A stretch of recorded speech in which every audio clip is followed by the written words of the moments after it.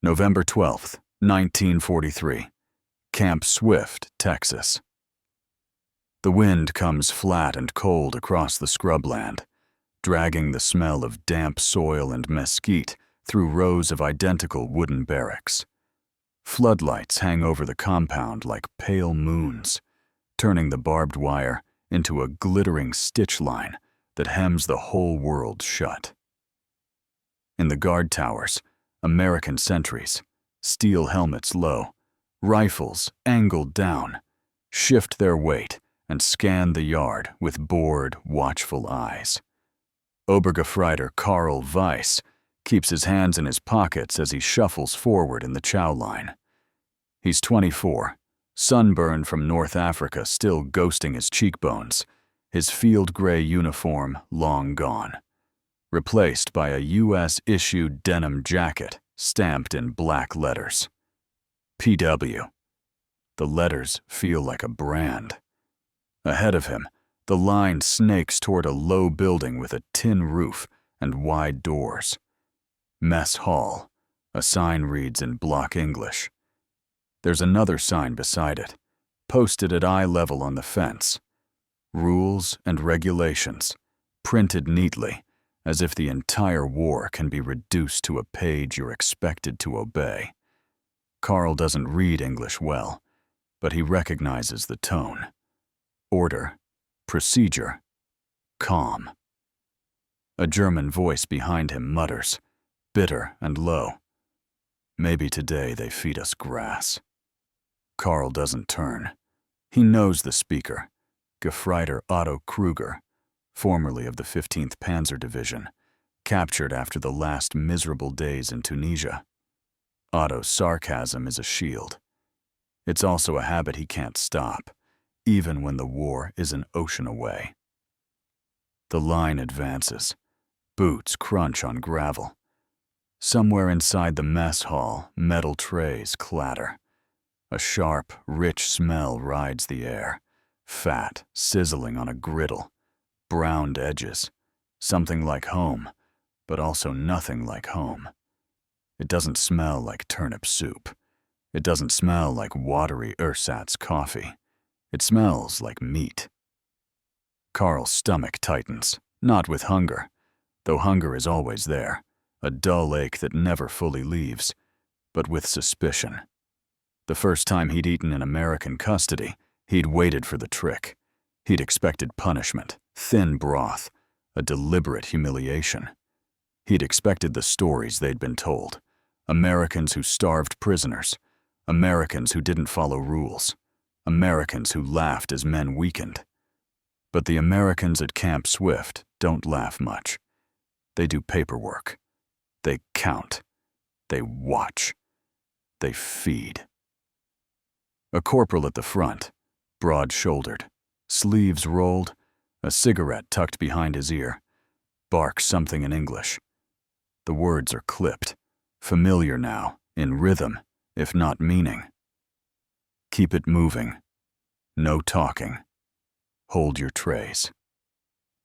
The door yawns open. Warmth spills out, carrying steam and the smell of bread.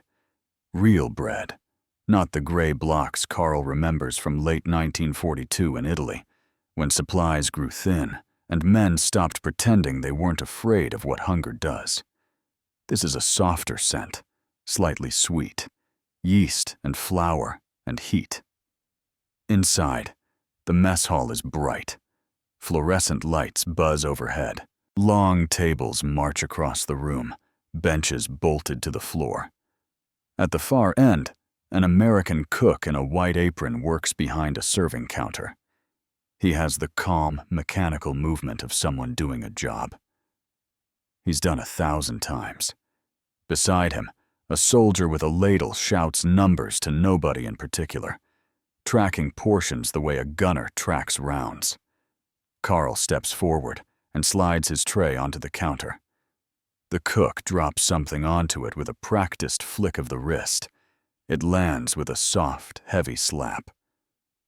Karl freezes. On the tray sits a steak, not a thin shaving, not a scrap, but a proper cut with a browned surface and a seam of fat along one side. Next to it, a scoop of potatoes, a ladle of gravy, and then, as if to make the insult complete, a thick slice of fresh bread, still steaming faintly, and a small carton with a blue stamp. Milk. For a moment, Karl can only stare. The room's noise dulls, as if his ears have been stuffed with cotton. The steak glistens under the lights.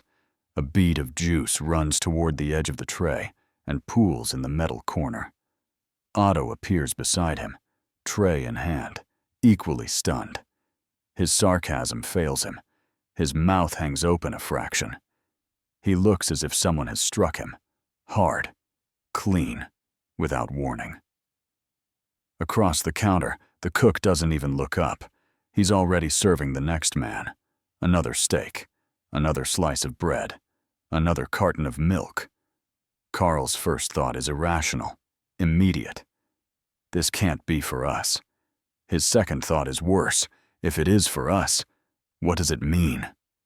He carries the tray to the tables, careful as if the food might vanish if he moves too quickly. The steak's heat rises into his face. It's November, yet he can feel sweat prick under his collar. Around him, German prisoners sit in clusters, all of them wearing the same stamped denim, all of them holding trays that look like something from a civilian cafeteria back home. Back when there were still cafes. Back when men weren't scraping the bottom of pots and calling it dinner. Some are already eating. You can hear it. Knives sawing, the wet sound of chewing, the occasional involuntary grunt as fat and salt hit tongues starved of both. A man at the far table takes a bite, closes his eyes, and his shoulders sag as if he's been carrying something too heavy for too long. Karl sits across from Otto. For several seconds, neither of them touches the food. Otto's hands tremble slightly as he opens the milk carton. He sniffs it, suspicious, like a man expecting sourness. Then he takes a careful sip. His eyes widen. "It's real," he whispers, voice almost frightened. "It's milk." Karl watches him, then looks down at his own steak. His knife hovers. His throat feels tight. The humiliation is not the kind he expected. Back in Tunisia, German rations had dwindled until men argued over crusts and water. At the end, Karl had seen an officer, an actual lieutenant, educated, proud, trade a cigarette case for half a can of sardines. That was before the surrender, before the long march to the holding pens, before the transport ships and the endless sea. Now, behind American barbed wire, there is steak. Not as a favor, not as a gift, as if it's normal. Karl cuts into it. The knife slides through with a soft resistance. The inside is not gray all the way through. It's cooked properly. The smell blooms richer as the cut opens. He raises the first bite to his mouth, and this is the moment you feel the war tilt, just slightly, because the food is not merely food. It's a message, delivered without words. We can afford this. We can feed you. We can do it every day if we choose. Karl chews. The taste is overwhelming. Salt, fat, iron, heat. His stomach clenches, then relaxes, like a fist finally opening. Across the table, Otto swallows and stares at his tray with sudden anger. "They're doing it on purpose," he says, too quietly for the guards to hear. "To show us, to make us feel small." Karl doesn't answer. He chews again, slower, forced to confront the strange twist of emotions. Relief and suspicion, gratitude and shame. Outside the mess hall, the floodlights burn and the wire waits, unchanged. Inside, men eat as if they've stepped into a parallel world, one where abundance is a weapon that doesn't explode, but sinks in deep. Karl takes another bite, and somewhere in the back of his mind, a thought begins to form. Dangerous, unavoidable. If this is what Americans can spare for prisoners, what must it be like for everyone else? Karl wipes his mouth with the back of his hand, then forces himself to keep eating, because wasting meat feels like a sin, even here, even now. Around him, the mess hall hums with the low noise of men trying not to look desperate. A few prisoners laugh too loudly, as if laughter can disguise how shocking it is to be fed well by the enemy. At the end of the room, a door swings open and shut as American kitchen staff move in and out. The cooks wear white aprons and paper hats, and they move like mechanics, efficient, unfeeling, precise. Every portion is similar, every tray an assembly line product. It's not generosity, it's routine. Otto leans forward, eyes narrowed, as if the steak might speak. If they can do this, he murmurs, then why are we told they're suffering too? That they're stretched thin? Karl glances toward the nearest guard. The American stands with his rifle slung, an M1 Garand, wood stock dark with oil, and his posture says he's done this shift 100 times. The guard's gaze sweeps across the tables, not hateful, not friendly, just professional. Maybe they're lying to us, Otto continues, more to himself than to Karl. Maybe we are the ones stretched thin. Karl doesn't argue. He can still taste the milk. It's cold and clean, a taste that doesn't belong in war. When the trays finally clatter back onto the return counter, the prisoners file out into the yard, boots crunching gravel under floodlights.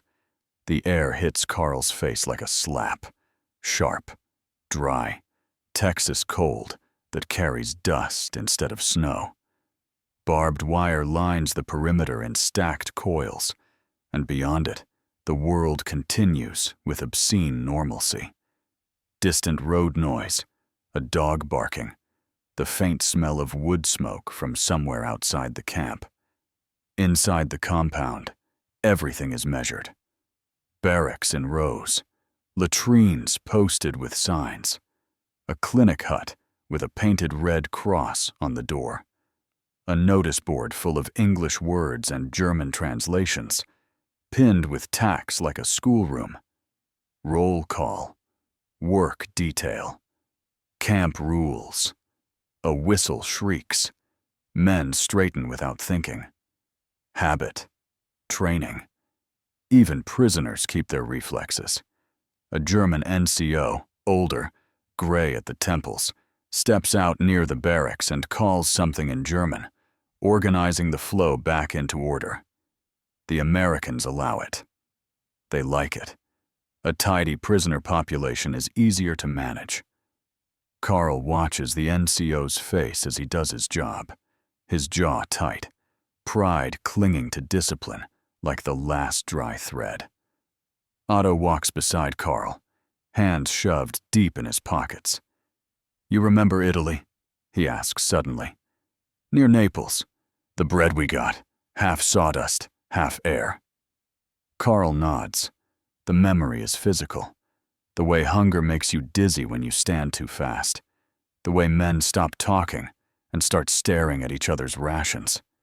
"And now this," Otto says, gesturing vaguely toward the mess hall behind them. "Steak, milk, bread that smells like a bakery.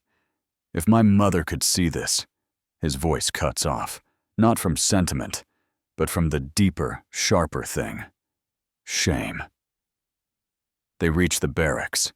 The building is pine boards and tar paper, long and low, with a pot-belly stove in the center and rows of bunks stacked too high. Each bunk has a mattress stuffed with something that isn't straw, something softer. Karl sits on the edge of his bunk and looks at his hands. They're not shaking anymore. That, too, is humiliating. The door opens again. A group of Americans passes outside, boots steady, moving toward the administrative buildings. In their wake comes an officer, cap brim low, clipboard tucked under one arm. A lieutenant, maybe. He speaks with a sergeant at his side, both of them glancing toward the compound like they're checking inventory. Otto watches them through the narrow window slit. They're counting, he says. Karl hears it too, now that he's listening. Numbers, schedules, forms. War reduced to paperwork. The Americans don't treat the camp like a battlefield. They treat it like a system that must run. Later, when the yard quiets and the prisoners drift into small clusters, Karl sees the real heart of it, a board near the office hut, with a sheet of paper protected by glass. German translation beneath English. Official stamps. A list of rations and standards, posted like a promise. One of the older prisoners, Unteroffizier Hermann Voss, captured at Kasserine, stands there with his hands behind his back, reading slowly. His lips move around the words. "They must feed us the same as their own troops," he says, tone flat. Otto scoffs. "Must." Voss turns his head. His eyes are tired, but sharp. "Not out of kindness," he says. "Out of law." Karl shifts closer, drawn in despite himself. "What law?" Voss taps the paper with one finger, careful not to touch the glass too hard. "International law. The Geneva Convention." The words land like a stone. Karl has heard of it. Of course he has. But it always felt abstract. Something for diplomats and officers. Not a thing that would matter to a man in a denim jacket behind wire. Otto's mouth twists. "So we're being fed steak because of a piece of paper." "Partly," Voss says, "and partly because they can." That last line hangs in the air. Because they can. It's the kind of truth you don't say out loud in the Wehrmacht. Not in 1943. Not when you're supposed to believe in inevitability. Over the next days, the pattern becomes undeniable. Breakfast with eggs, real eggs, bread again, sometimes pancakes, sometimes oatmeal, thick enough to stand a spoon in. Lunch with soup that tastes of vegetables that haven't been boiled into surrender. Dinner with meat more often than not. Not always steak, but enough to make the memory of steak stay like a bruise. Karl begins to notice other details, too. The things you only see when your stomach isn't screaming. A small camp library with English books and German translations. A recreation hut where a battered piano sits under a window. A bulletin announcing a soccer match inside the wire. Even the mail call, names read out, letters handed over, has a rhythm, a sense of routine that feels dangerous. Routine is what you build when you expect tomorrow. One afternoon, a white car arrives at the gate. It carries men in civilian coats with clipped hair and serious faces. An American officer escorts them. The prisoners are lined up, ordered to stand clean and still. Karl can smell soap on his own hands. He'd been issued a bar of it that morning. The visitors walk slowly, looking at kitchens, latrines, barracks. They speak little. They take notes. One pauses to watch the mess hall line, eyes moving over trays and portions like a man counting proof. Otto whispers, "Red Cross." Karl doesn't know if it's true, but the effect is immediate. The camp feels less like a secret and more like a display. Like the Americans want someone, anyone, to see. That night, Karl lies on his bunk and stares at the dark rafters while the pot-belly stove ticks as it cools. Around him, men breathe and murmur and sometimes laugh softly, as if trying to remember what laughter sounded like before the war. And in the space where fear used to sit, another question grows. Quiet, persistent, impossible to ignore, The Americans are following rules for their prisoners. What rules are being followed back in Germany, where the bombs fall and the shelves empty and people chew on substitutes? December 3rd, 1943. A gray morning settles over Camp Swift like a lid. The yard is wet from a thin overnight rain, turning the gravel into a paste that clings to boot soles. Men stand in formation with collars up, breath showing in short bursts. Somewhere beyond the wire, a truck backfires, and a few heads twitch on instinct, then relax when the sound doesn't repeat. An American sergeant steps onto a small platform near the administrative hut with a clipboard and a stack of envelopes. His voice is flat, practiced. "Mail call." The word punches through the rows. Even men who pretend not to care lean forward. Letters are oxygen. Letters are proof that the world outside still exists. A German-speaking interpreter, an older man in U.S. uniform with a careful accent, stands nearby, ready to repeat names. The sergeant reads, the interpreter echoes, and the line begins to move, one prisoner at a time. Karl's name doesn't come at first. He tells himself not to hope. Hope is a trap. Hope makes time stretch. Then the interpreter calls it Weiss. Karl. Karl's stomach flips. He steps forward, palms suddenly damp. The American sergeant hands over a single envelope, its corners soft from travel, the paper thin and creased. The handwriting on the front is familiar.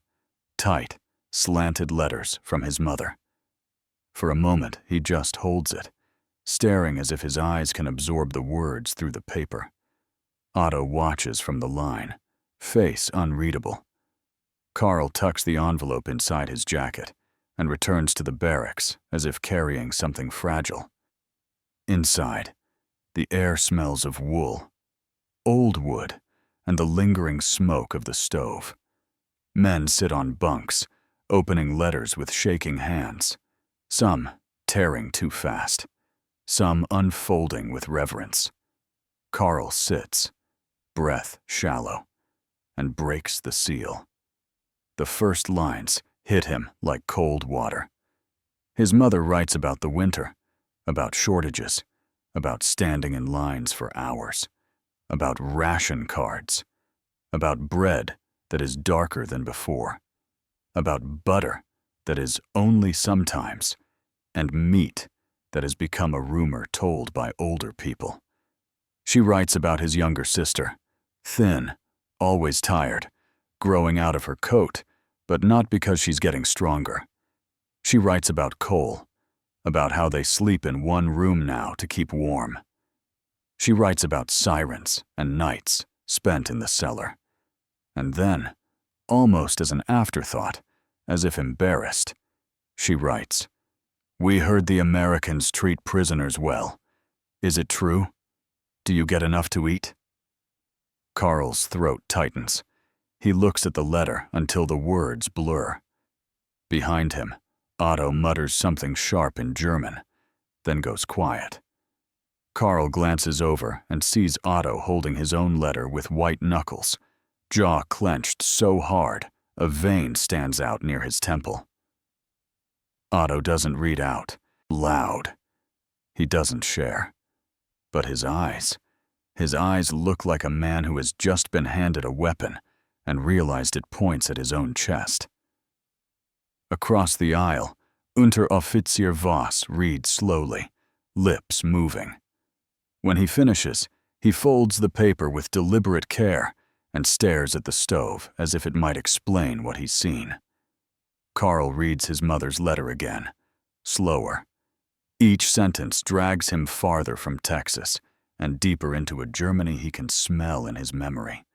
Damp stone stairwells, boiled cabbage, smoke from coal stoves, the metallic tang of fear after an air raid. The next day, at breakfast, the contrast becomes obscene. The mess hall is warm. Coffee, weak but real. steams in tin cups. Bread is stacked in baskets, slices thick enough to feel generous. There's margarine, sometime but butter. There are eggs again, scrambled, yellow like sunlight. Karl sits with Otto and Voss. No one speaks for a while. The room is filled with chewing and the clatter of utensils. Even the guards seem quieter, as if they understand something has shifted. Otto finally breaks. He pushes his tray away, untouched bread lying there like an accusation. "My brother writes that our father traded his wedding ring for potatoes," he says, voice low and raw. "A ring, Karl. In Dresden. For potatoes." Karl doesn't know what to say. Words feel useless. Otto's eyes flick to the food. And we sit here, eating like kings. Voss takes a slow sip of coffee, then sets the cup down carefully. "Not kings," he says. "Prisoners." Otto laughs, harsh. "Prisoners who get milk." The laughter dies quickly. It leaves behind a silence heavier than before. Over the following weeks, the camp becomes a strange pressure cooker. Some men eat with guilt in their eyes, chewing too fast, as if trying to outrun shame. Others eat with stubborn defiance, telling themselves they deserve it, that captivity is punishment enough. A few refuse certain items at first, milk, extra bread, until hunger and habit win, and the refusal fades like pride worn down by routine. The Americans, meanwhile, continue as if nothing has changed. They post schedules. They enforce rules. They issue winter clothing. They run the camp like a machine, and the machine doesn't care about German pride. Work details become another layer of unreality. Karl is assigned to a labor crew one morning, 8 Germans under a U.S. corporal, tasked with unloading sacks of flour from a supply truck. The corporal's name patch reads, Henderson. He chews gum and gestures with his chin instead of his hands. "Easy," he says, slow English. "Don't bust the bags." The sacks are heavy, but the flour smell is clean and domestic, not like anything associated with war. As Karl lifts and stacks, he watches Henderson's movements, confident, well-fed, unhurried. The corporal treats the flour like it's normal to have this much of it. By noon, Henderson waves them toward the side of the truck where a crate sits open. Inside are apples, red, glossy, like something from a magazine. Henderson tosses one to each prisoner with casual generosity, like he's throwing baseballs to kids. Otto catches his apple, staring at it as if it's a grenade. "No tricks," Henderson says, misreading the look. "Eat." Karl bites into his apple. The skin snaps. The flesh bursts sweet and cold. Juice runs down his chin. For a heartbeat, he's not a soldier, not a prisoner, just a hungry young man eating fruit in winter. The humiliation comes later, like the delayed sting of a slap. That evening, Karl lies on his bunk and listens to men argue in low voices. Some talk about propaganda, how they'd been told America was collapsing, hungry, decadent, weak. Others talk about Germany, about mothers and sisters, about the sound of bombs. The arguments don't resolve anything. They just circle the same wound. Otto sits on the edge of his bunk across the aisle, turning his apple core in his fingers like a talisman. "If our people could see this," he whispers, not to Karl specifically, but to the darkness. "They would think we've betrayed them." Karl closes his eyes. Outside, the floodlights buzz. The wire gleams. The camp is quiet except for distant footsteps, guards changing shifts, boots steady, unhurried. And in Karl's mind, the question hardens into something sharper than curiosity, something that feels like danger. If the Americans can feed enemy soldiers this well, what else can they afford to do, inside this wire and outside it, when the war finally reaches its end? January 18th, 1944. Camp Swift, Texas. The cold has teeth this morning. Frost rims the edges of the barracks windows, and the yard crunches under boots like brittle glass. The prisoners stand in line for roll call, with shoulders hunched, breath streaming from their mouths. Somewhere in the distance, an American bugle plays a short call, clean notes that drift over the compound and die against the wire. Karl keeps his eyes forward as the German NCO calls names, checking the list against faces. Discipline still exists here, but it's changed.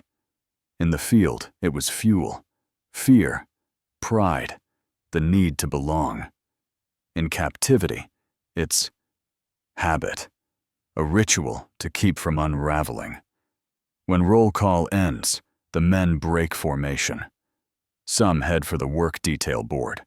Others drift toward the recreation hut, where a soccer ball sits half deflated in the corner, like a memory of civilian life. Karl walks with Otto toward the mess hall, boots leaving faint prints in the frost. They pass the notice board, and Otto stops. A new poster has been pinned up, edges crisp. It's in English and German, printed neatly as if prepared in bulk. Education classes, English language, agriculture, civics. Otto reads it twice, jaw tightening. Civics, he says like it's a dirty word. Karl watches other prisoners gather. A few younger men look interested, eyes flicking between the poster and the guards nearby. An older man snorts and spits into the dirt. Re-education, someone mutters in German. They want to make us American. Voss appears, hands behind his back, reading with that same slow precision. He looks up and meets Karl's eyes. It's not new, he says quietly. They did it with Italians, too. Classes, lectures. Otto's face hardens. Lectures from the enemy. And steak, Otto adds, louder, as if reminding himself. Don't forget the steak. The word steak has become a kind of code in the camp. Half joke, half accusation. It means food, yes. But it also means something worse. The creeping sense that the war they believed in is dissolving under fluorescent lights and full plates. In the mess hall, breakfast is oatmeal, bread, and a slice of meat that tastes like ham. Milk again. Coffee again. The routine continues, indifferent to German pride. Karl eats slower now than he did in November. Hunger has eased into something like stability. It's a dangerous comfort. Comfort makes you forget what you were. Across the table, Otto leans in, voice low. I heard there's a camp in Oklahoma, he says. They're letting the prisoners put on theater shows, German plays, even music. Karl chews, listening. And in Mississippi, Otto continues, they put them to work on farms. Farmers pay the government. The prisoners get coupons. Coupons to buy things. Karl frowns. What things? Otto's eyes flick to the side, as if even saying it is risky. Cigarettes. Toothpaste. Candy. Candy. Karl's mind flashes to his sister's thin face in his mother's letter. The contrast hits again, sharp as frost. Otto sees it. His expression softens for a fraction, then hardens again into anger. They're making it easy, he whispers. They want us calm, obedient. They want us to forget we are soldiers. Karl's gaze drifts toward the guards. An American private sits near the door with a newspaper folded beside his tray. He eats casually, one elbow on the table, as if he's in a diner back home. The paper's headline is in thick black letters. Karl can't read it, but he recognizes the bold confidence of a country that prints its news without fear of censorship. Voss is right. It isn't kindness. It's system. And it's something else, too. Something Karl is starting to understand in pieces. A well-fed prisoner is easier to control than a starving one. After breakfast, Karl reports to a work detail, maintenance near the camp's outer road. The Americans assign a corporal with them again, Henderson, gum snapping between his teeth. He checks the list, then gestures with his chin. You, Weiss, Krüger, Voss. Come on. They march in a loose column toward a storage shed. Inside, stacks of supplies fill the space. Crates of canned goods, sacks of flour, boxes of soap, coils of rope. Henderson hands them brooms and rakes. Clean up, he says. Make it look nice. Karl sweeps dust from the concrete floor. The broom bristles, whispering. The shed smells of oil and wood and something sweet. Canned fruit syrup. He pauses near a crate with English stenciled letters. Peaches. Otto notices. Don't, he murmurs, as if the peaches are a temptation that could corrupt a man. Karl resumes sweeping. Henderson steps outside to smoke. His silhouette is visible through the open door, cigarette ember glowing. Karl watches him for a moment. This young American, not much older than Karl, standing casually with his back to enemy soldiers. The trust is practical, backed by rifles and wire, but still, it's a kind of power to turn your back and not fear a knife. Otto's voice cuts in, bitter. Back home, you know what they eat now? My brother says they make soup from nettles. Nettles. Voss keeps raking, expression controlled. That's why they feed us, he says, not looking up. So we cannot claim they mistreat us. So our government cannot retaliate against their prisoners. Otto's eyes flash. Retaliate? They think Berlin cares what we eat? The words hang in the shed like smoke. Karl stops sweeping for a heartbeat. Otto's question isn't rhetorical. It's the crack in the foundation. The idea that the Reich, so loud in propaganda, so demanding of sacrifice, might not care about the men it lost. When Henderson returns, he hands out canteens of water and tells them to take a break. They sit on crates outside, the winter sun pale on their faces. Henderson lights another cigarette, then, after a moment of hesitation, offers the pack. Otto stares at it, as if it's poison. Karl takes one. His fingers tremble slightly as he brings it to his lips. Henderson strikes a match, cupping the flame against the wind, and holds it out. Karl leans in. The tobacco catches. The first inhale burns his throat, then settles into a familiar calm. For a moment, it feels like being a soldier again, sharing a cigarette in a pause between actions. Henderson watches them, eyes unreadable. Then he speaks, slow, almost conversational. Germany, he says, pointing the cigarette outward, as if the word has direction. Bad shape. Otto's jaw tightens. Propaganda, he snaps in German. Henderson doesn't understand the words, but he understands the tone. He shrugs. You'll see, he says simply. That afternoon, back inside the wire, the camp's recreation hall fills with prisoners. An American officer stands at the front beside a projector. A screen has been hung on the wall. The officer's posture is formal, but not hostile. A German interpreter announces, "A film." The lights dim. The projector clicks to life, throwing flickering images onto the screen. American newsreel footage. Factories, shipyards, women welding, tanks rolling out in lines, endless lines. Abundance turned into steel.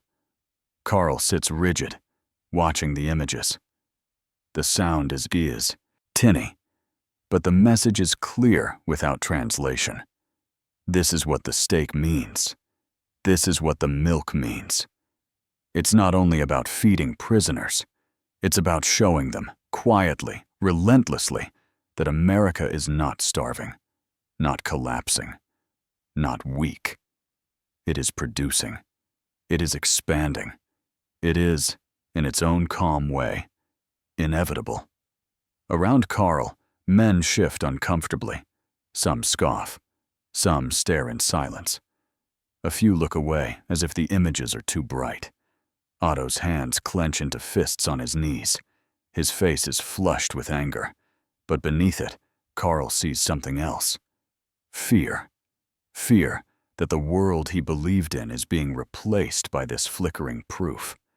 When the lights come back on, the prisoners file out slowly, muttering. Outside, the barbed wire glitters in the early dusk. The mess hall lights are already on, warm squares in the dark. Dinner smells drift through the cold air. Bread, soup, meat. Karl pauses in the yard, looking at the wire, at the towers, at the glow of abundance inside captivity. And he realizes something that makes his stomach turn harder than hunger ever did. They aren't just holding German soldiers here.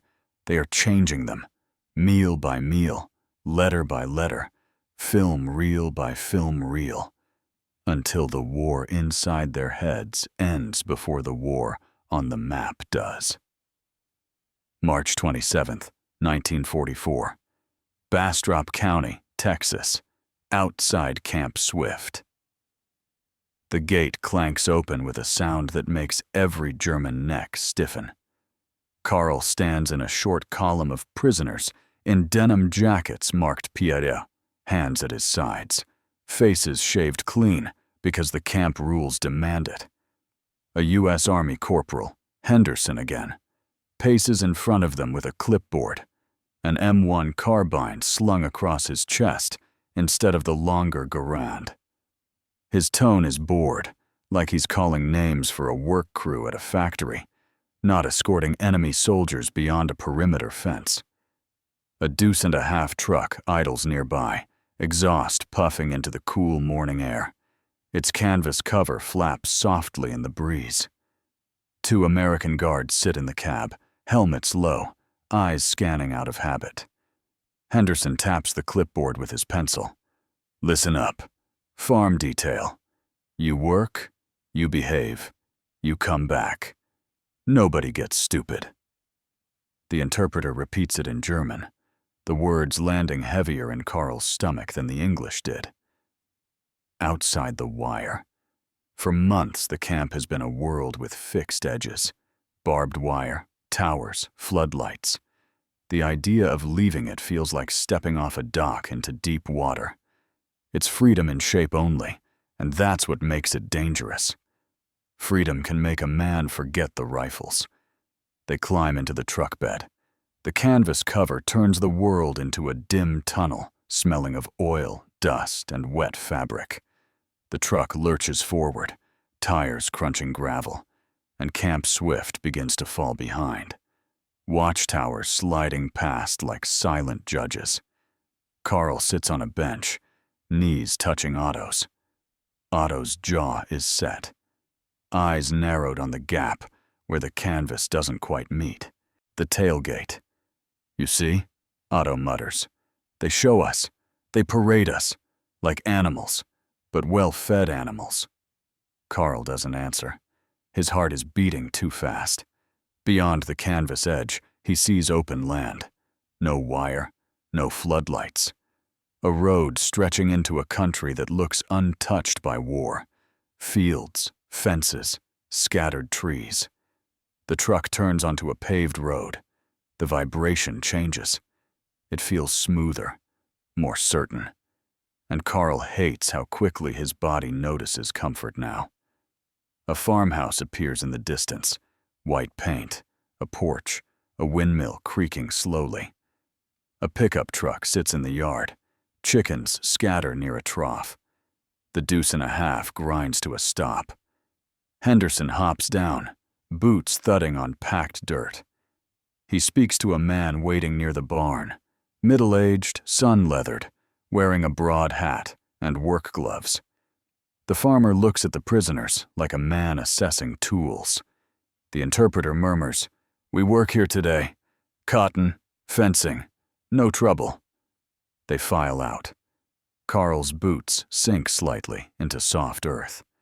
He smells manure, cut hay, and something sweet, fresh grass. It's a normal smell, and it makes his throat tighten with an emotion he can't name. The farmer points at a fence line. "Need that mended," he says. Henderson translates with gestures more than words. The work begins. Karl grabs a hammer, its wooden handle worn smooth. He pulls nails, fits boards, drives metal into wood with steady swings. The rhythm is familiar. The body knows labor. For a few minutes, the war recedes into the background of muscle memory. Then a sound cuts through, the screen door of the farmhouse creaking open. A woman steps onto the porch, wiping her hands on her apron. Behind her, a boy, maybe 10, leans against the doorframe with the unblinking curiosity of a child who has never seen a German soldier up close. He stares at Karl's jacket, at the PW stamp, and then at Karl's face. The woman calls something toward the yard. The farmer answers without looking up. A moment later, the boy comes down the steps holding a metal tray. On it are sandwiches, thick slices of bread, pale meat, maybe ham, and something yellow that looks like cheese. There's a jar of lemonade sweating in the sun. The boy approaches the fence line cautiously, as if the prisoners might lunge. Henderson steps forward immediately, posture tightening. "Hold up." The farmer waves a hand. "They've been working. Let 'em drink." Henderson hesitates, then looks back at the guards near the truck. One of them shrugs. Henderson's shoulders relax a fraction, but his eyes stay sharp. The boy holds out a cup. Karl's mouth goes dry. Otto stiffens beside him. "No," he whispers in German, like a prayer or a warning. "Don't take it." But Karl's hand moves anyway. Slow, controlled. He takes the cup. The lemonade is cold and sweet, the taste shocking on his tongue. He swallows and feels it slide into his stomach like sunlight. The boy watches, fascinated. Otto stares at the cup as if it's evidence of something unforgivable. "They feed us. They water us. Their children bring us food," he says, voice tight. "Back home, children hide in cellars." Karl sets the cup down carefully and returns to the fence, hammering again, harder than before, as if he can drive the confusion into the wood. By midday, the farmer's radio crackles near the barn. English words drift over the yard, music, then a fast-talking announcer.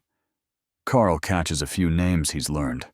Rome, Anzio, Pacific. The war is everywhere, even here. But it's distant, something carried by sound waves rather than explosions. The farmer wipes sweat from his neck and glances at the prisoners. "Y'all from Africa?" he asks Henderson. "Some of 'em," Henderson replies. The farmer chews on that, then says, casual as weather, "Heard y'all got family hungry back there." Otto's head snaps up. Henderson shifts his weight, the carbine strap creaking. "Don't start, sir." The farmer holds up his hands, not meaning harm, but the words are already out, hanging between them like a rope. Karl feels his chest tighten. Hungry. The word has weight now. His mother's letter, his sister's tiredness, Dresden's potatoes bought with a wedding ring. Otto's face flushes. "We are not beggars," he mutters in German. The farmer doesn't understand. The boy doesn't understand. They just watch as the Germans go back to work. In the afternoon, Karl catches a moment alone by the barn, carrying a coil of wire. He hears laughter from inside the farmhouse. Normal. Bright. He smells bread again. Baking, maybe. And the scent hits him like a punch. Not because he wants it, though he does, but because the smell belongs to a world where bread is not a miracle. He thinks of Germany. He thinks of cellars. He thinks of ration cards. And then, like a blade turning inside him, he thinks, this is what we are fighting. This normal life. This abundance. The realization doesn't feel like hatred. It feels like loss. When the sun begins to dip, Henderson blows a whistle and gathers them. They climb back into the truck bed, bodies tired, hands dirty. The canvas cover drops again, turning the open world into a moving prison. As the truck rolls toward Camp Swift, Otto speaks into the dimness. They want us to see it, he says, voice hoarse. They want us to go home and tell everyone. Tell them America has meat. America has milk. America has bread for enemies. Carl stares at the sliver of sky beyond the canvas edge, pale blue fading toward evening. He can't decide what hurts more, that the Americans have it, or that Germany doesn't. And as the watchtowers of Camp Swift rise again on the horizon, lights beginning to flicker on one by one, Carl realizes the barbed wire doesn't only keep them in. It keeps a truth out, a truth that, once seen, can't be unseen. June 7th, 1944, Camp Swift, Texas. The day starts with heat, Texas heat that climbs fast, turning the yard into a shallow oven by mid-morning. Dust hangs in the air, and sweat darkens the collars of denim jackets. The prisoners stand in loose groups after breakfast, squinting into the sun, half listening to the familiar sounds of camp life, a guard's boots on the walkway, a distant truck, the low murmur of German voices. Then the siren goes off. Not the shrieking air raid wail Carl remembers from Europe, but a short, sharp blast from the camp's loudspeaker system. Men turn.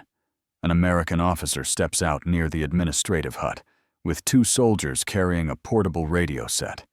Boxy, heavy, wires trailing. The officer's uniform is crisp, his posture formal. He raises a hand, and the yard quiets with the instinctive obedience of men used to orders.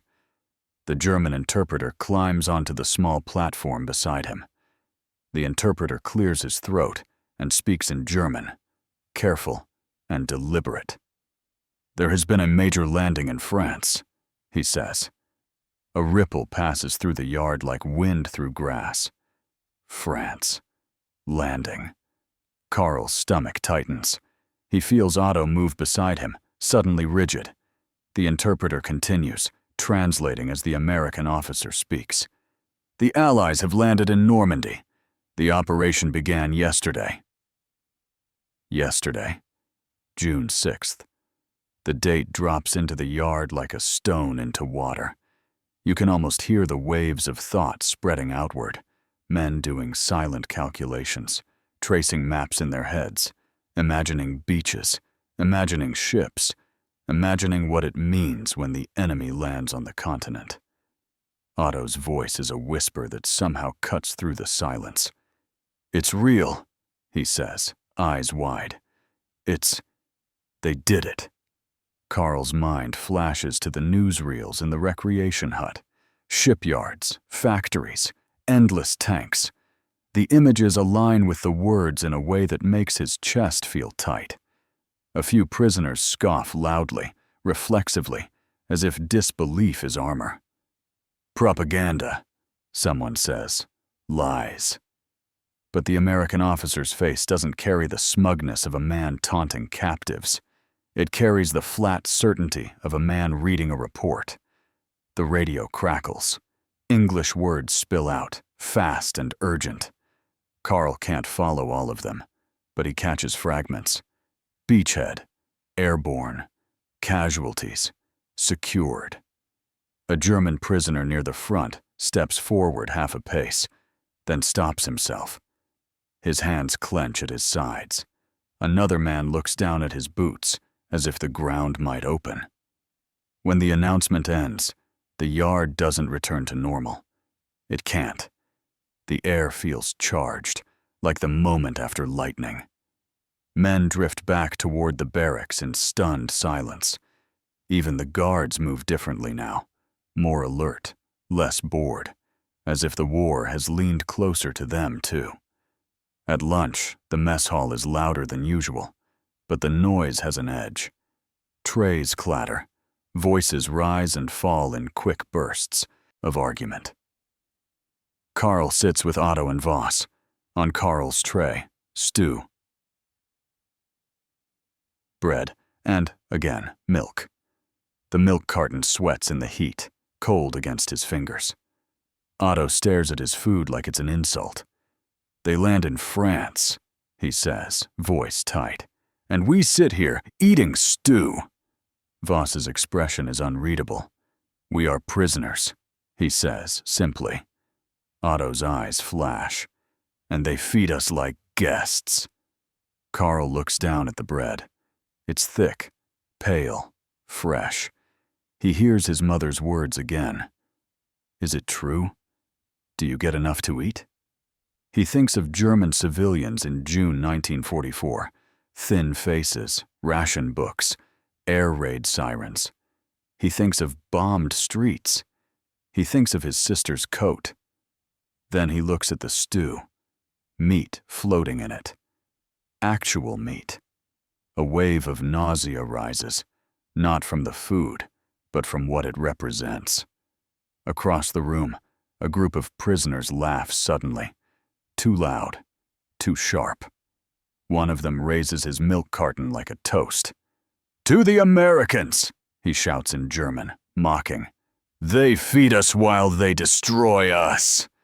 A few men chuckle, others glare. An older prisoner stands up so fast his bench scrapes.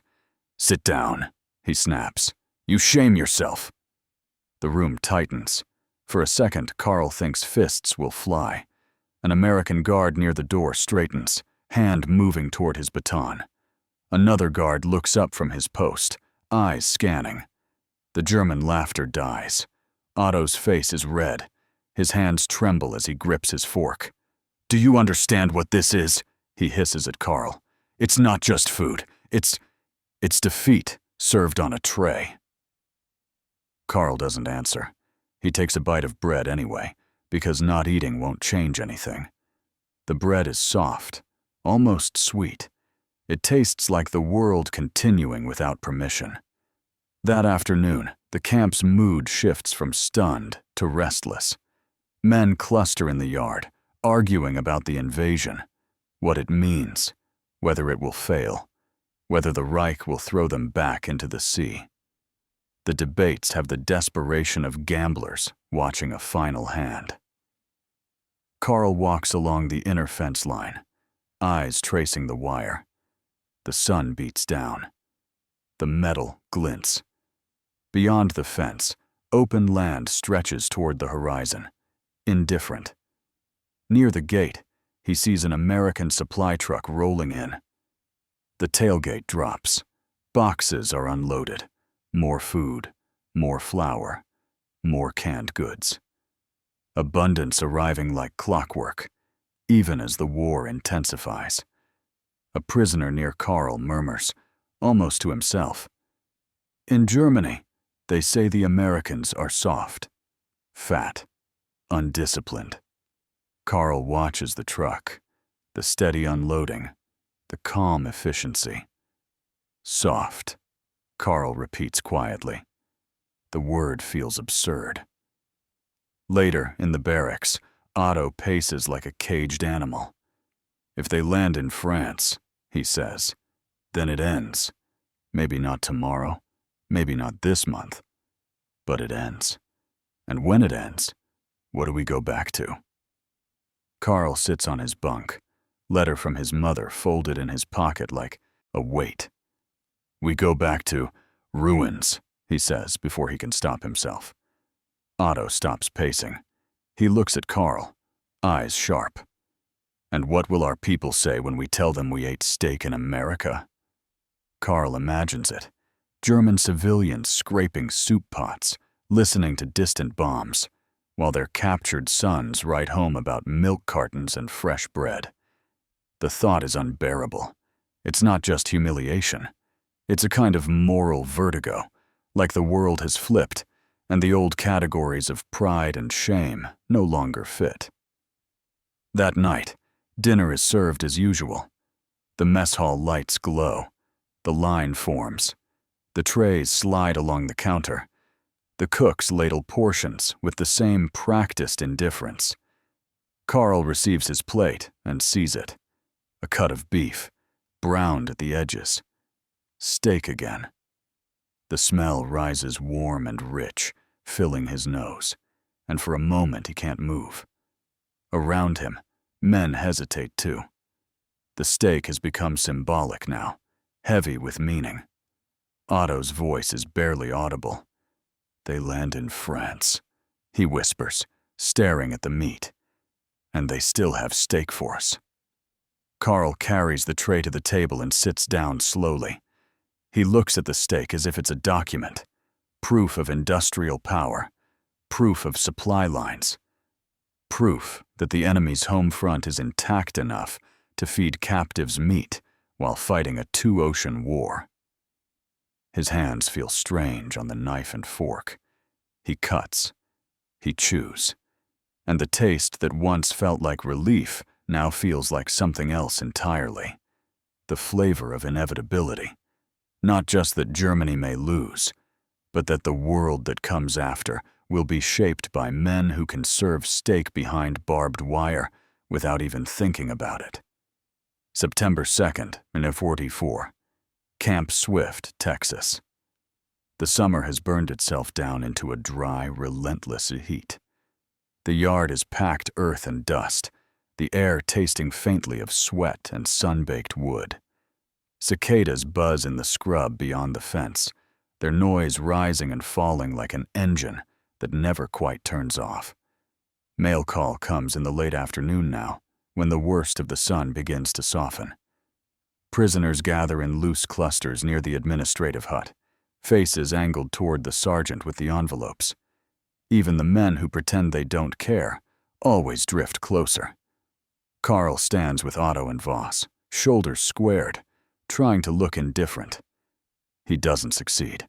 His stomach is already tight, because letters no longer feel like comfort. They feel like verdicts. "Voss, Hermann." Voss steps forward, receives an envelope, returns with his mouth set in a straight line. "Krüger. Otto." Otto's name hits the air like a slap. He strides forward too fast, snatches the envelope, and comes back with a tremor in his fingers he tries to hide by stuffing the paper into his jacket. Karl waits, breath shallow. "Weiss. Karl." He moves forward and takes the letter, his mother's handwriting again, smaller than before, as if her hand has less strength. The envelope feels lighter too, thinner paper, less ink, as if everything in Germany is shrinking. In the barracks, men open letters in silence. The potbelly stove sits cold now, unused, while late summer warmth seeps through the cracks in the boards. Karl sits on his bunk and unfolds the pages. The words are not dramatic. That's what makes them worse. His mother writes about air raids, more frequent now. About shattered windows they can't replace. About the bakery down the street that no longer bakes every day because flour deliveries are unpredictable. About neighbors who traded furniture for food. About rumors of Allied troops moving through France, closer and closer. She writes about his sister again. She is still thin, still tired. And then, almost as if she can't help herself, she asks again, "Are you truly eating well? Someone said prisoners in America get milk. Is that possible?" Karl reads that line twice. His hands begin to shake. Because yes, Because it is possible. Because it's true in a way that feels obscene. He looks down at his own legs, stronger now than they were in Tunisia. He looks at his hands, no longer bony. He thinks of the regular meals, the work details, the medical checks. He thinks of the Red Cross visitors walking the camp like auditors. He thinks of the bread smell that still makes his stomach twist. Across the aisle, Otto opens his letter with a violent rip. His eyes scan the page, and his face drains of color. He sits down hard. For a long moment, he doesn't speak. Then the words come out, low and shaking. My father is dead. Karl's breath catches. Otto stares at the letter as if he can argue with it. Heart, he whispers. They say heart, but I know what that means. Hunger, stress, bombs, waiting in lines. That's what kills a man's heart. Voss looks up from his own letter, eyes heavy. I'm sorry, he says quietly. Otto's laugh is bitter. Sorry? He gestures toward the barracks, the clean bunks, the steady routine outside. Look where we are. Karl folds his mother's letter slowly. The paper feels too thin, too fragile for what it carries. That night, Karl sits at the small writing table in the corner of the barracks, a plank of wood with a lamp above it. The camp provides paper, envelopes, even stamps, sometimes, through the coupon system. The irony is sharp enough to draw blood. Karl dips his pen and begins to write to his mother. He writes carefully, choosing each word like it might detonate. Dear Mother, he begins. I received your letter. I am alive. I am healthy. He pauses. The next sentence is the one he can't decide how to write. We are fed well. His hand hovers. He hears Otto's voice in his head. What will our people say when we tell them we ate steak in America? Karl writes anyway, but he edits the truth into something smaller. We receive enough food. Do not worry about me. Please take care of yourself and of Anna. He stops. That feels like a lie by omission, but telling the full truth feels like a betrayal. Karl adds another line, then scratches it out, then writes it again. Do not send packages. Save everything for yourselves. He signs the letter and sits back, exhausted, as if he's marched 100 kilometers. A few bunks away, Otto is also writing. His face is tight with rage and grief. Karl watches him fold the paper, then unfold it, then fold it again, as if he can't make the message settle into a final shape. Otto finally mutters, I won't tell her. Karl looks up. Tell who? My mother, Otto says. His voice is flat now, hollow. I won't tell her about the food, about the milk, about anything. She writes that she's eating soup made from peelings. Peelings, Karl. And I'm supposed to say, today I had bread that was still warm. Karl feels his throat tighten. He understands. Because there's a kind of unwanted debt that forms when the enemy treats you decently while your own people suffer. It's not gratitude exactly. It's more twisted than that. It's the feeling of being fed into a moral corner. The next morning, a work detail goes out again. Farm labor. Karl, Otto, and several others ride the deuce and a half under canvas. The road hums beneath the tires. The countryside passes in flashes of normalcy. They arrive at a farm where cotton stretches in pale rows. The farmer is different this time. Older, quieter, eyes tired. He nods at Henderson and doesn't talk much. His wife brings out water in a tin bucket, cups clinking softly. A teenage girl stands behind her, staring at the prisoners with open curiosity. She has a ribbon in her hair. She looks well-fed, healthy. Otto's jaw tightens so hard, Karl can see the muscle jump. The girl steps forward and offers a cup to Otto. Otto hesitates.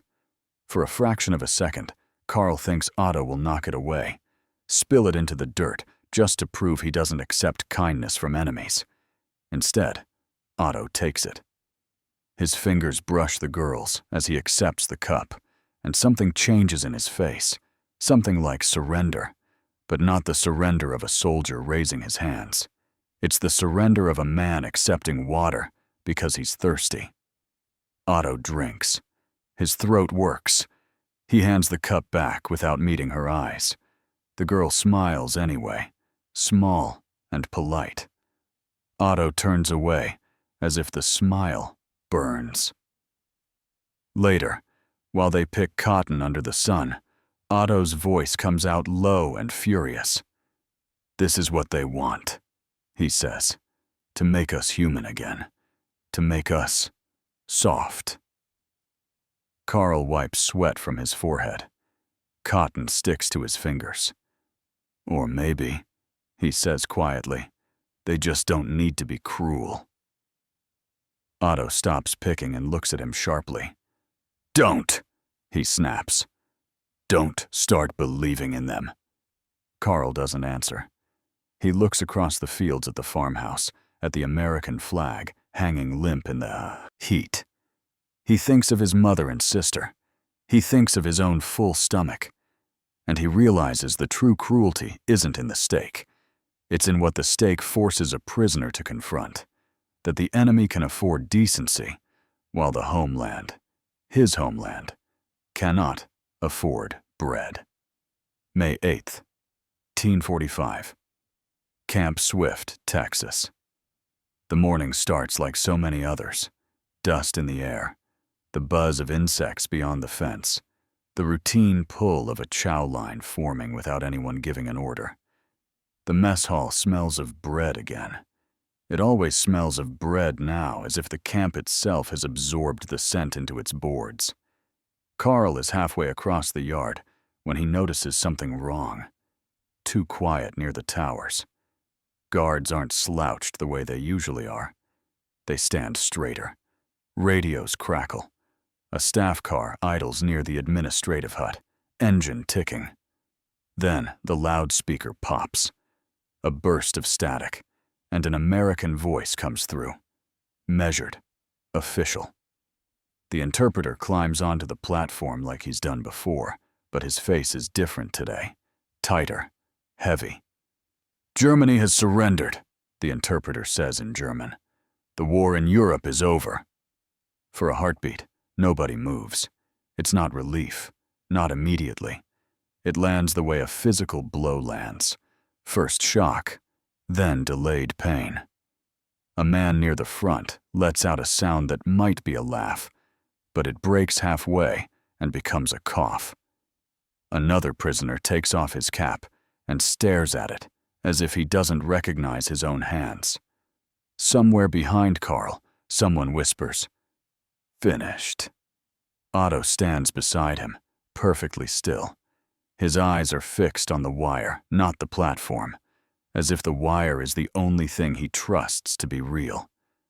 Voss's shoulders sag, just slightly, like a man setting down a weight he's carried too long.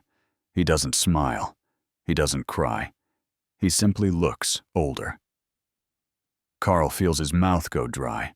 He thinks of his mother in Dresden, if Dresden is still Dresden. He thinks of his sister, Anna, thin in a coat she's outgrown. He thinks of the last letter, the paper so light it felt like it might tear under the truth. And then, absurdly, his mind flashes to a steak on a metal tray. The loudspeaker continues with more words, about ceasefire, about orders, about discipline. But the camp has already changed. The war is over, yet the wire remains. The prisoners drift toward the barracks like sleepwalkers. Inside, the air is thick with whispers. Men talk about home the way sailors talk about a coastline they haven't seen in years, half longing, half fear. Some speak of wives, some of children, some of cities that might not exist anymore. Otto sits on his bunk and stares at the floorboards. Karl watches his hands. Hands that have done labor for American farmers. Hands that have held milk cartons. Hands that used to hold a rifle. "They won," Otto says finally, voice flat. Voss looks up from the small chest where he keeps his letters. "We lost," he corrects softly. Otto's laugh is thin and brittle. What's the difference? No one answers him, because the difference is everywhere. It's in the newsreels. It's in the steady trucks of supplies. It's in the fact that even today, on the day the Reich collapses, there will still be bread in the mess hall. At dinner, the line forms anyway. It's instinct now. Routine is a leash the mind doesn't easily remove. Karl reaches the counter and receives his portion without ceremony. Meat, potatoes, gravy, bread, milk. He carries the tray to his usual spot and sits down across from Otto and Voss. They eat in silence. The food tastes the same as it always has here. Warm, steady, unreal. But tonight, it isn't humiliating in the same way. Tonight, it feels like a final lesson. Not because the Americans are mocking them. Not because the cooks are gloating. The cooks don't care. The guards don't cheer. The trays keep sliding along the counter because that's what the system does. And that is the point. The war ended the way the meals have always come, predictably, supported by a machine that does not break, even when the world does. Later that night, Karl steps outside and walks to the fence line. The floodlights buzz. The barbed wire gleams, each twist catching the light like a sharp signature. On the other side of the fence is Texas. Quiet roads, fields, the distant glow of towns that were never bombed. A normal life continuing. Karl rests his hands on the wooden rail and exhales. Behind him, Otto approaches, footsteps slow. He stops a few feet away, keeping his distance the way men do when they don't know how to speak without bleeding. "You think they'll send us back?" Otto asks. Karl keeps his eyes on the wire. "They have to," he says, though even as he says it, he knows it won't be quick. Nothing is quick after a war this big. Otto's voice drops. "And what do we tell them?" Karl doesn't need clarification. He knows exactly who them are. Mothers, sisters, fathers who survived, neighbors who didn't, the hungry faces waiting for news. He thinks of his mother's question. Is it true? Milk? He thinks of how he edited the truth down, cutting out the parts that felt like betrayal. Karl swallows. "We tell them we lived," he says. "That's enough." Otto's jaw tightens. "It isn't." Karl turns his head slightly, just enough to see Otto's expression in the floodlight. There's anger there, yes. But more than that, there's a kind of fear. Fear of the story itself. Fear that the truth will sound like a lie. Fear that home will hate him for surviving comfortably while others starved.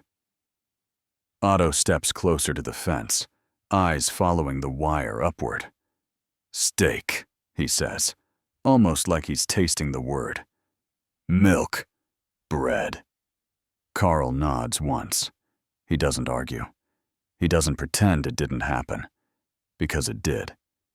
Months later, after paperwork, after waiting, after the long, slow turning of the post-war world, Karl stands on the deck of a transport ship headed east.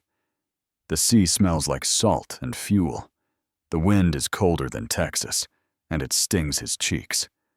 Otto is there too, thinner now from the uncertainty of transition, but still alive. Voss stands with his hands behind his back, staring at the horizon with the expression of a man trying to prepare himself for a home that may no longer match his memories.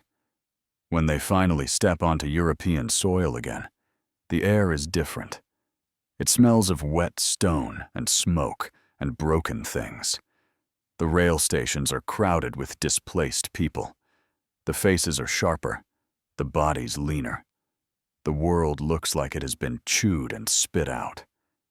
Karl returns to Dresden and finds streets he doesn't recognize. He finds silence where buildings used to be. He finds his mother in a room with cracked walls, older than her years, eyes bright with shock when she sees him alive. His sister Anna is there, taller, fragile, her cheeks hollow.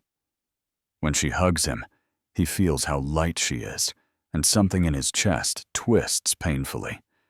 His mother touches his face, as if she needs to confirm he's real. "You ate?" she asks finally, voice thin. "In America?" Karl hesitates. He could lie. He could protect her. He could pretend captivity was only suffering, the way stories are supposed to go.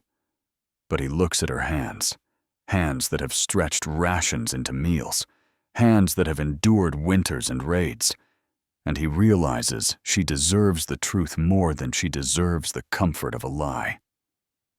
"Yes," Karl says quietly, "we ate." His mother's eyes close for a moment.